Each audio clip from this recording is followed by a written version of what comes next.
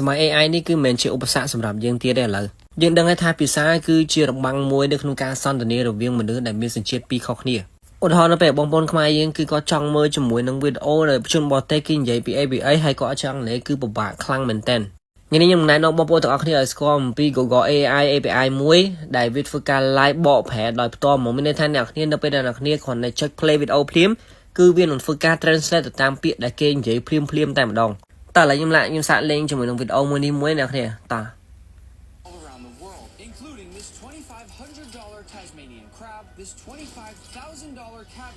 ជំវិញពិភពលោករួមទាំងអាហារតម្លៃ$2,500នេះនិងពងត្រីកាវីយ៉ាតម្លៃ$25,000ដែលជាឈុតបង្កងកម្របំផុតនៅលើផែនដីនិង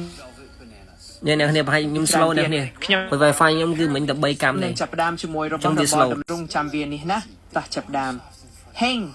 Jake Velvet ទាំងនេះមកពីប្រទេសឥណ្ឌាដែលពួកវាដុះនៅព្រៃហើយចាក់ចឹងអ្នកគ្នាបានឃើញចឹងគឺវាធ្វើការ live បកប្រែវីដេអូឲ្យយើងផ្ទាល់តែម្ដងចឹងមានន័យថានៅពេលអ្នកគ្នាមើលវីដេអូជនបរទេសមានអារម្មណ៍ថាអ្នកគ្នាដូចជាមើលវីដេអូខ្មែរចឹងគឺនិយាយបកប្រែខ្មែរផ្ទាល់តែម្ដងនេះទៅវា live បកប្រែផ្ទាល់មកអ្នកគ្នាគ្រាន់តែថាមិញអ្នកគ្នាស្ដាប់ទៅវារៀងយឺតវារៀងអីហ្នឹងវារៀងតាក់គឺដោយសារតែ Wi-Fi របស់ខ្ញុំ slow Wi-Fi ខ្ញុំ slow អញ្ចឹងទៅយើងដឹងថាយើងប្រើប្រាស់ជាមួយនឹង Google API យើងប្រើប្រាស់ជាមួយនឹង API វាត្រូវការ take time នៅក្នុងការសន្ទនាគ្នាអញ្ចឹងអ្នកគ្នានៅក្នុងការ work អីមួយហើយចំពោះរបៀបក្នុងការប្រើប្រាស់គឺងាយស្រួលខ្លាំងមែនតើអ្នកគ្នាចូលមកកាន់ Google មកហើយវាយពាក្យថា Gemini Live API មកអ្នកគ្នានេះបន្ទាប់មកអ្នកគ្នានឹងឃើញជាមួយនឹង Gemini Live API យើងคลิกលើវាមកហើយនេះជា interface ដែលយើងនឹងឃើញហើយបន្ទាប់មកអ្នកគ្នាចុចលើពាក្យ button មួយនេះដែលវា get started នៅក្នុងការចាប់ផ្ដើមវា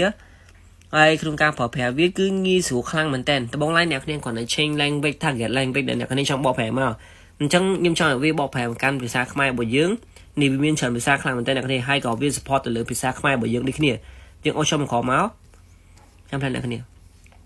នៅជួអក្សរ K ខ្មែរ language នេះចឹងយើងមក select ហើយបន្ទាប់មកអ្នកគ្នាគ្រាន់តែធ្វើការ share ជាមួយនឹង audio from tab នេះមកនេះវានឹងធ្វើការដើរអ្នកគ្នាឥឡូវយើងកំពុង share ម្ដងដែរនៅពេលដែលវា share នេះគឺ Chrome tab អញ្ចឹងយើងត្រូវការបើក Chrome tab Google AI Studio នឹងចោលមួយហើយមួយទៀតនឹង